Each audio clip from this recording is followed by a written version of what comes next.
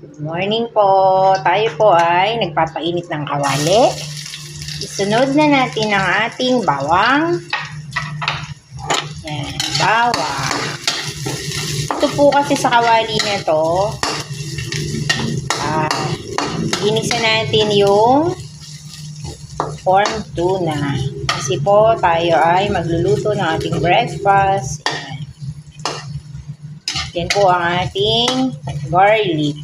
Kaya natin siyang medyo mag-brown ng kaunti.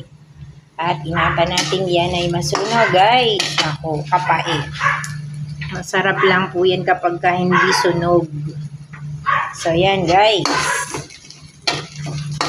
Halu-haluin, huwag mapapagod ng paghalo para po hindi masunog ang ating bawang. Tapos, ito naman yung ating kanin.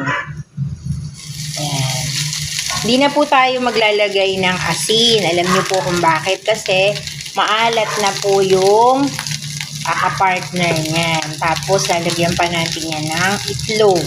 Ayan. Isasangag lang po natin yung mauubos lang natin. Ayan.